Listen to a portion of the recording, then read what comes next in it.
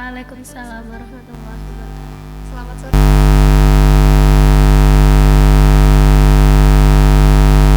Eh, Kami hari ini akan sedikit membahas tentang mahasiswa dan perubahan sosial. Nah, hari ini saya sudah ditemani oleh narasumber kita hari ini, yaitu Bu Putri Nadiatul Firdausi. Iya, Mbak Lala. Assalamualaikum Bu Putri. Waalaikumsalam, Mbak Lala. Gimana kabarnya Bu?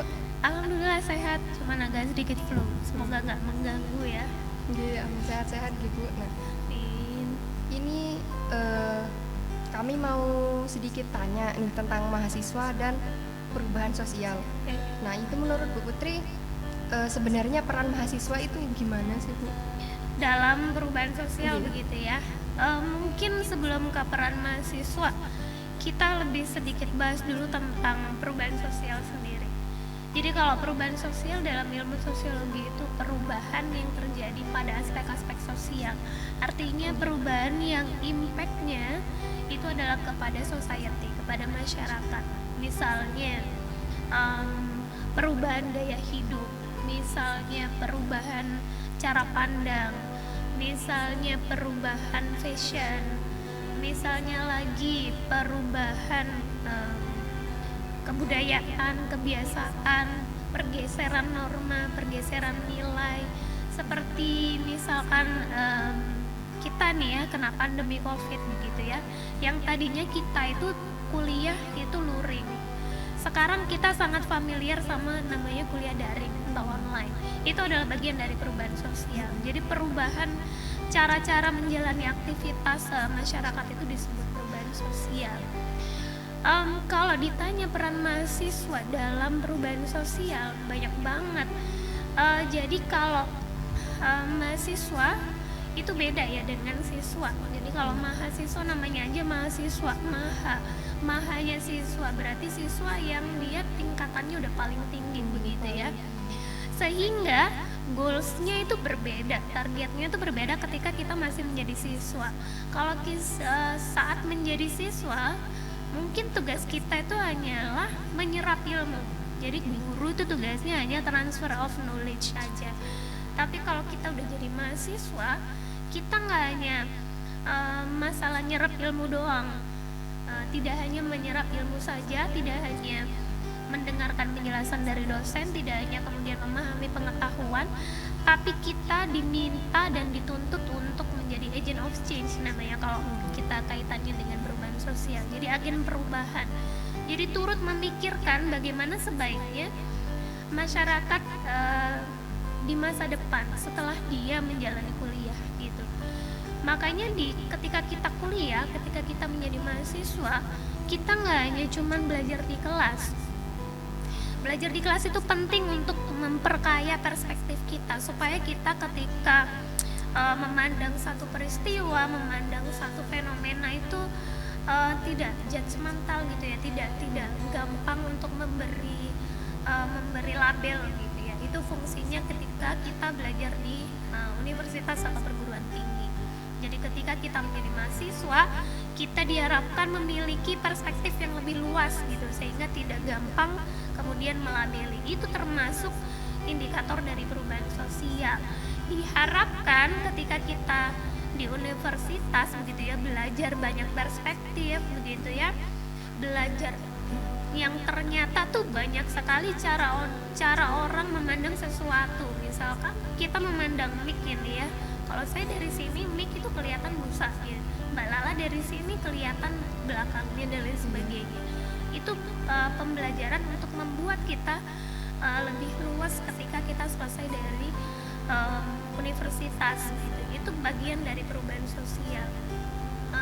Selain itu gitu ya, selain kita diharapkan memiliki perspektif yang lebih luas, kita juga dituntut untuk kemudian melihat atau peka terhadap lingkungan sekitar gitu. Jadi nggak hanya ngerjakan tugas doang, nggak hanya menyelesaikan tugas dari dosen, tapi melihat kemudian lingkungan sekitar kita. Apa sih yang menjadi masalah di lingkungan sekitar? Terus kita harus berpartisipasi aktif untuk perubahan yang lebih baik di sekitar kita. Makanya ini momennya pas banget ya, temanya perubahan sosial dengan beberapa hari lalu ada aksi menuntut dia. Itu adalah bagian dari perubahan sosial juga, yang itu juga menjadi tugas mahasiswa. Dengan tidak mengatakan bahwa aksi adalah satu-satunya jalan ya. Jadi aksi teman-teman turun ke jalan ini menjadi salah satu tool, salah satu senjata untuk melakukan perubahan sosial itu sendiri. Mungkin teman-teman juga pernah mendengar, menyimak cerita begitu bagaimana tahun 98 kemudian Orde Baru itu bisa digulingkan oleh mahasiswa sehingga berganti menjadi Orde Reformasi yang kita bisa memiliki kebebasan berpendapat seperti ini ya, seperti sekarang ini. Ini juga adalah peran mahasiswa sebagai agent of change. Begitu juga aksi yang dilakukan mahasiswa setiap ada kebijakan-kebijakan yang dianggap itu merugikan masyarakat. Itu adalah bagian dari tugas mahasiswa sebagai agent of change. Saya garis bawahi sekali lagi, aksi itu bukan satu-satunya. Aksi itu salah satu cara, salah satu senjata mahasiswa untuk melakukan atau untuk menyumbang begitu ya terhadap perubahan sosial yang lebih baik. Tapi di lain aksi gitu ya, ada banyak sebenarnya senjata atau alat atau tools begitu ya yang mahasiswa punya untuk berpartisipasi untuk mendorong perubahan sosial yang lebih baik gitu. Apalagi di era digital seperti ini, kita secara personal ya itu memiliki power yang lebih kuat daripada kita di masa lalu. Saya kasih contoh misalnya, seorang putri ketika menjadi mahasiswa begitu ya, sebelum ada medsos, untuk saya melontarkan atau menyampaikan pendapat atau ide saya kepada 100 orang itu akan sulit sekali. Sementara sekarang kita mau influence orang, kita mau mempengaruhi orang dengan ide kita cukup lewat postingan, entah itu di Facebook, entah itu di Instagram, entah itu di TikTok dan lain sebagainya. Media sosial kita bisa reach out. Paling enggak follower kita, misalnya kita followernya 1000, maka kita seenggaknya paling katakanlah 20%, 30% membaca postingan kita. Itu sudah menginfluence ya. Entah berapa persen tingkat pengaruh mereka terhadap apa yang kita sampaikan, tapi yang jelas power kita lebih ada ketika dunia digital ini mulai ada begitu, mulai mudah diakses oleh semua orang. Jadi kalau dibilang mahasiswa nggak melakukan aksi itu nggak berkontribusi terhadap perubahan sosial, saya pikir nggak juga gitu ya. Karena apalagi zaman sekarang aksi itu salah satu aja dari sekian banyak tools yang sebenarnya bisa dimanfaatkan oleh mahasiswa untuk menjalankan peran mereka sebagai agent of change gitu Mbak Lala. Gitu. Itu memang banyak caranya gitu. Banyak caranya. Dan seharusnya mahasiswa ini bagaimana sih Bu dalam mengawal perubahan sosial ini? Karena kan banyak caranya, jadi nggak cuma satu dengan aksi itu saja. Bagaimana cara mengawalnya? Yang pertama, mahasiswa itu dituntut. Pernah dengar istilah mahasiswa kupu-kupu nggak sih? Pernah. Kuliah pulang gitu ya. Mahasiswa yang kerjanya kuliah pulang, tentu dia nggak apa ya, atau kalau kata mahasiswa sekarang tuh antisosial, jadi nggak ngerti nih apa yang terjadi, isu apa yang lagi viral, apa yang lagi terjadi di masyarakat dan lain sebagainya. Maka yang pertama, kalau mahasiswa ingin menjalankan perannya sebagai agen atau agent of change ini, maka mereka harus peka sama lingkungan sekitar gitu. Bagaimana caranya? Ketika selesai kuliah jangan pulang, ikut banyak organisasi, ikut banyak UKM misalnya, mengikuti berbagai macam kegiatan yang itu bisa membuat kita menyerap banyak sekali informasi. Itu yang pertama, peka. Yang kedua, kita harus jeli dan kreatif. Kalau zaman sekarang ya, sekali lagi, kalau dulu tuh cara mahasiswa mengawal perubahan itu kan melalui aksi. Kalau sekarang saya bilang kan banyak banget caranya. Itu tadi jeli dan kreatif. bahwa medsos kita ini bisa loh kita pakai untuk senjata kita untuk menyumbang gitu ya perubahan sosial yang lebih baik. Teman-teman pernah dengar selebgram yang sharing tentang kehidupan private mereka, pacaran, staycation gitu, pernah dengar nggak? Pernah lihat pasti ya selebgram. Pernah lihat. Sadar nggak sadar mereka itu juga menyumbang perubahan sosial di kalangan at least followernya, di mana followernya mereka ini masih SMP, SMA gitu ya. Dengan dia nge-share pacaran itu boleh staycation, kemudian pagi di ranjang yang sama mereka memberikan mawar dan hal-hal yang lain. Ketika kita mengatakan itu menjijikkan, follower mereka justru bilang itu so sweet, relationship goals dibilang kan.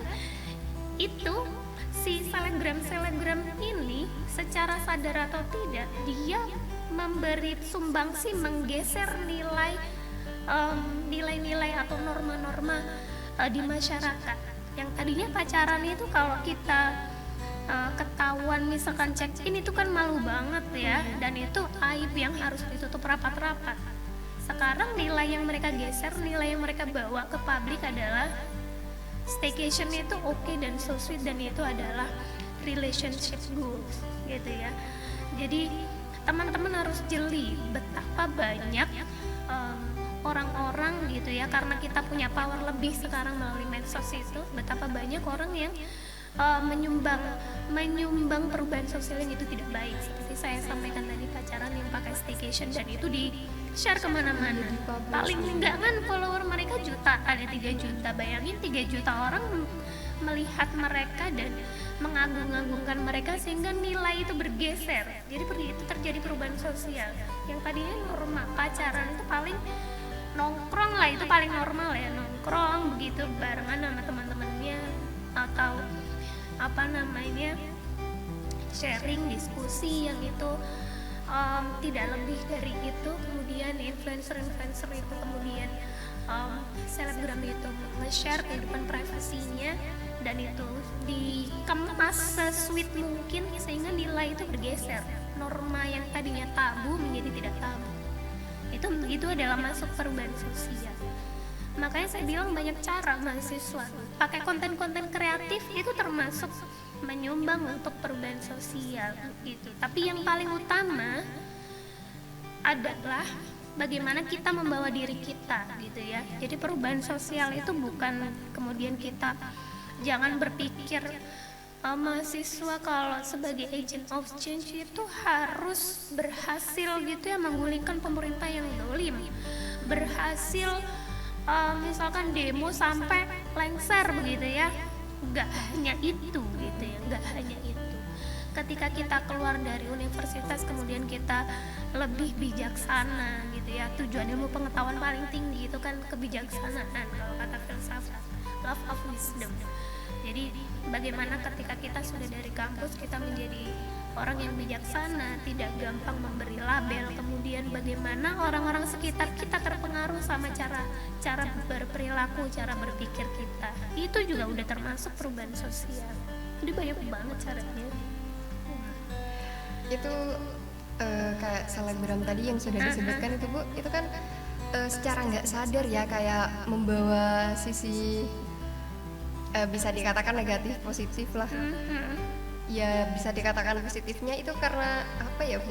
Kalau kayak gitunya karena kayak nggak ada positifnya. Positif dan negatif itu tergantung siapa yang memandang dan apa latar belakangnya. Jadi kalau seperti selebgram yang saya katakan tadi itu kalau dalam perubahan sosial itu dia linear naik, modernisasi begitu ya. Ada yang menganggap itu positif. Yang menganggap negatif adalah kita yang memiliki norma-norma yang lebih memikirkan atau menganggap hal itu tabu. Seperti kita ya orang Islam, hal seperti itu kan tidak diperbolehkan, sehingga apa yang dilakukan selebgram tadi adalah negatif menurut kita.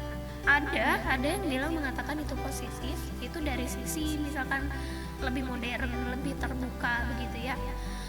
termasuk ketika pasangan-pasangan sesama jenis yang berani untuk mempublikasikan dirinya itu dianggap positif atas nama hak asasi manusia. Tapi bagi kelompok lain itu merupakan perubahan sosial yang negatif, gitu ya, menggeser nilai yang tadinya sesama jenis itu nggak boleh, gitu ya. Kemudian karena ada nilai-nilai yang dibawa hak asasi manusia kemudian berubah, dipublish begitu.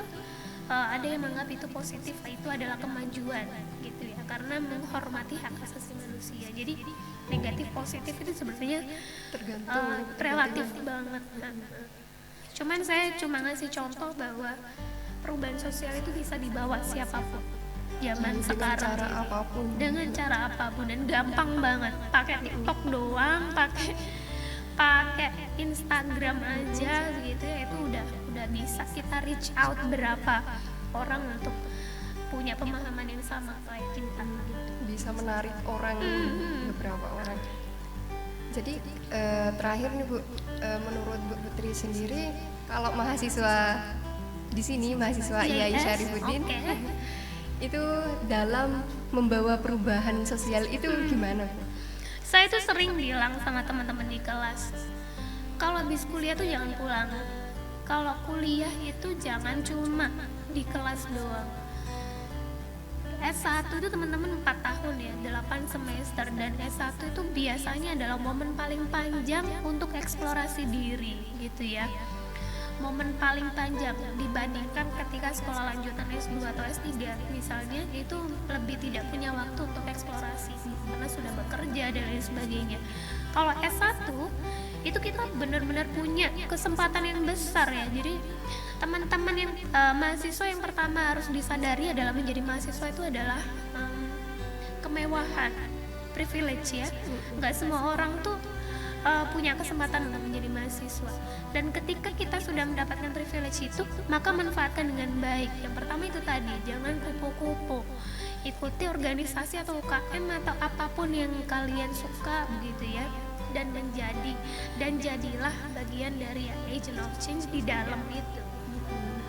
Jadi yang saya bilang tadi, ada banyak hal untuk menjadi agent of change bagi mahasiswa di era digital seperti ini. Salah satunya ya join organisasi, kemudian di dalamnya kita bikin konten-konten yang itu membawa perubahan yang positif. Nah teman-teman, ini kan sudah dijelaskan tadi ya, ada banyak hal yang menjadi alat kita untuk menyuarakan ya apapun itu. Jadi sebenarnya aksi itu bukan menjadi salah satunya, tapi banyak juga seperti lewat media sosial ataupun secara langsung Bu. Iya, secara langsung. Jadi kalau dibandingkan dengan tahun yang lalu, dengan beberapa tahun yang lalu itu sangat beda. Jadi kayak sekarang itu gampang sekali buat menyuarakan apa sih maksudnya apa sih yang mau kita sampaikan. Saya boleh nambah ya? Monggo Bu. Tentang aksi tadi ya. Saya tuh paling suka kalau ada mahasiswa aksi, tapi dia belajar sebelumnya. Jadi enggak ikut-ikutan aja gitu ya. Pesan saya kalau teman-teman aksi, saya mengakui ya, aksi ini masih menjadi salah satu alat atau senjata mahasiswa yang paling ampuh. So far sejauh ini ketika pemerintah tuh agak-agak susah untuk diakses gitu ya, disenggol nggak bisa, itu biasanya senjata terakhirnya itu ya aksi ini, karena aksi kita bisa mengumpulkan banyak sekali mahasiswa dan itu akan menyita perhatian, setidaknya ya at least kita sudah menyita perhatian pemerintah gitu. Dan saya betul-betul tidak mengesampingkan aksi itu ya. Jadi aksi itu masih menjadi senjata, sejauh ini sih masih menjadi senjata yang ampuh untuk mendesak pemerintah melakukan perubahan gitu ya. Tapi saya minta untuk mahasiswa itu juga lebih jeli dulu begitu ya. Misalkan kemarin aksinya salah satunya adalah stabilitas harga minyak goreng misalkan ya, yang diproteskan gitu, yang disampaikan. Sebelum aksi, ketika minyak goreng itu mulai langka, kalau kita mahasiswa yang peka begitu ya, kita lakukan aja riset. Kita kan mahasiswa begitu ya, kita lakukan riset kecil-kecilan. Misalkan kita di Lumajang, supermarket yang paling banyak diminati orang tuh di mana? Misalkan di supermarket yang gede itu ya, yang kita tahu semua itu, kita cek tuh setiap hari kosong sampai sekian hari kita hitung deh. Oh ternyata udah 3 minggu kosong. Begitu keluar ternyata harganya sekian. Nah paling enggak ketika kita aksi kita punya data begitu, at least di lingkungan kita gitu kan. Jadi aksi itu tidak hanya membawa isu-isu yang kita tidak punya datanya, karena Jadi kita nggak mahasiswa. ikut-ikutan. Karena kita mahasiswa ya, kecuali kita anak TK begitu ya, masih nggak tahu metode penelitian, masih nggak tahu bahwa kalau berbicara itu harus pakai data, masih nggak tahu kalau berbicara itu harus pakai fakta gitu ya. Jadi mahasiswa saya cuma pesannya, ketika mau aksi jauh-jauh hari itu lakukan riset dulu. Ketika isu itu mulai muncul, minyak goreng mulai menghilang, buru-buru lakukan riset. Ini riset sama teman-teman, kecil-kecilan aja kayak gitu. Tiap hari nongkrong di satu supermarket itu cek, oh minyak goreng masih nggak ada nih hari ini. Besok ke situ lagi selama sekian hari sampai muncul minyak goreng, harganya berapa, fluktuasi harganya bagaimana. Itu mahasiswa gitu. Jadi based on data. Gitu Mbak Lala. Ini muncul lagi nih Bu. Jadi yang tadi itu bukan terakhir, bukan pertanyaan. Oh gitu. Jadi ini sebenarnya seberapa besar sih Bu pengaruh perubahan sosial yang bisa diakibatkan dari gerakan mahasiswa itu? Seberapa besar Iya, pengaruhnya? Bisa sangat besar. Kan kita punya sejarahnya itu. Tahun 98 pergerakan mahasiswa bisa menggulirkan Orde Baru, kemudian bergantinya di reformasi, gede banget kan itu, mengubah yang tadi absolutisme, yang tadi otoriterisme menjadi sekarang kita bisa bebas berpendapat gitu ya. Meskipun akhir-akhir ini juga mulai muncul kritik beberapa pendapat yang punya konsekuensi hukum. Kita kenal UU ITE yang dianggap itu membungkam pendapat-pendapat yang agak ekstrim begitu. Gede banget karena kita sudah punya sejarahnya, kita udah membuktikan. Makanya Pasti saya bilang ada itu pengaruhnya. pasti ada, tinggal derajat pengaruhnya aja. Kalau ditanya seberapa besar, ya sangat besar karena kita udah punya sejarahnya itu. Terima kasih sekali Bu penjelasannya. Sama-sama. Itu menyadarkan kita sebagai mahasiswa seharusnya gimana dalam menanggapi perubahan sosial ini. Jadi teman-teman, ini kan bisa saya ringkas kembali, dan yang sudah dijelaskan Bu Putri itu sebenarnya peran kita itu banyak. Jadi nggak harus peka terhadap keadaan. Kita sebagai mahasiswa itu nggak dalam mengasah kayak skill lah. Salah satunya kayak skill itu bukan cuma dari bangku mahasiswa saja. Jadi di luar bangku mahasiswa, di luar kelas kuliah itu bisa jadi wadah ya Bu buat kita. Salah satunya seperti organisasi ataupun UKM yang ada di kampus gitu. Malah percaya aja, pengalaman kita di organisasi di luar ketika kita kuliah itu biasanya punya kontribusi yang besar, yang lebih besar bagi kehidupan kita di masa akan datang. Biasanya begitu. Iya, perubahannya itu nggak langsung ternyata ya Bu. Iya. Jadi kayak sesuatu yang kita dapatkan itu nggak langsung terlihat sekarang. Gitu. Kira-kira ada kalau selain dari aksi itu kan tadinya sosmed itu kan Ibu bisa lewat sosial media. Selain itu mungkin ada lagi cara buat kita sebagai mahasiswa menyampaikan apa yang kita Mungkin yang lebih kita Oke. pikirkan. Ada banyak, salah satunya tadi memanfaatkan medsos. Kemudian selanjutnya aktivitas kita di luar kampus, ikut BEM begini ya, misalkan BEM itu kan Sebenarnya kalau kita samakan dengan pemerintahan itu kan pemerintah begitu ya, maka BEM ini harus wajib mewadahi mahasiswa untuk eksplorasi itu gitu ya. Jadi ada banyak sekali, harus ada banyak kegiatan begitu ya, adakan kemah riset misalkan, adakan forum pemberdayaan masyarakat misalkan, itu untuk itu wadah untuk mengasah kemampuan teman-teman untuk peka terhadap lingkungan. Itu biasanya lewat pintu-pintu itu justru perubahan sosial itu lebih banyak masuk ya, karena itu langsung berhadapan dengan masyarakat. Jadi salah satu peran BEM ya, kalau di sini DEMA ya, Dewan Eksekutif Mahasiswa, itu salah satunya mewadahi mahasiswa untuk memiliki skill peka terhadap lingkungan sekitar, itu bisa lewat situ juga. Terakhir Bu, ini pesan buat terutama untuk saya sendiri dan kita semua ini dari Bu Putri, gimana Bu? Pesan saya untuk mahasiswa, yang paling sering saya sampaikan di kelas sih, banyak-banyak di luar. Saya sampai bilang, ini kecuali yang santri ya, kalau santri itu udah jelas dia punya aktivitas, udah jelas dia punya jadwal menuntut ilmu yang lain begitu ya, udah jelas lah masa depannya. Kalau mahasiswa yang tidak menjadi santri misalkan, saya sarankan biasanya pulang itu hanya untuk tidur aja gitu. Selebihnya adalah eksplorasi diri. Jangan juga pulang malam ya, itu beda lagi. Jadi pulang untuk istirahat, misalkan jam 8, jam 7 itu waktunya pulang. Tapi selebihnya banyak-banyaklah keluar gitu saya bahkan bilang jangan kalau pengen nikah tuh kayaknya taruh di prioritas nomor 125 deh gitu. Terakhir karena ada banyak sekali gitu ya, ada banyak sekali hal yang harus kita eksplorasi, yang mahasiswa bisa eksplorasi, yang itu bermanfaat banget gitu ya. Karena mahasiswa tuh ya, siapa sih yang bisa menjamin mahasiswa lulus langsung dapat kerja? Nggak ada yang bisa jamin.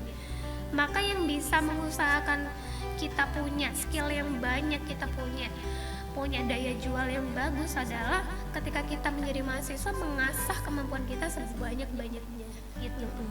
Dan ya memanfaatkan dalam waktu menjadi mahasiswa itu. Betul. Jadi ketika jadi mahasiswa tuh manfaatkan sebaik-baiknya, deketin dosen, ngobrol sama dosen, minta ikut riset, itu salah satu cara ya dari banyak banget cara untuk kita menjadi orang yang agent of change yang betul-betul bisa membawa perubahan.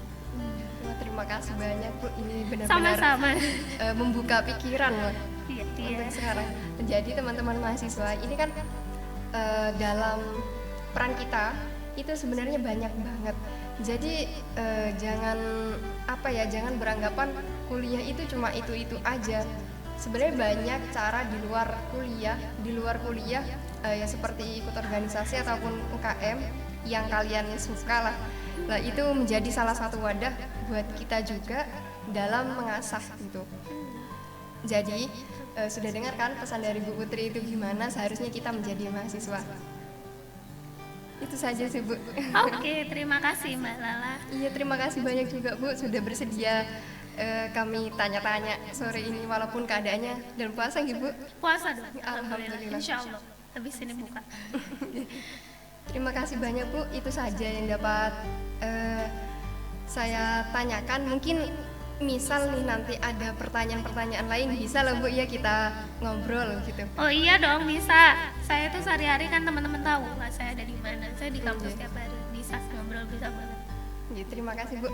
Itu saja teman-teman mahasiswa. Terima kasih yang sudah mengikuti podcast kita hari ini. Bertemu lagi minggu depan.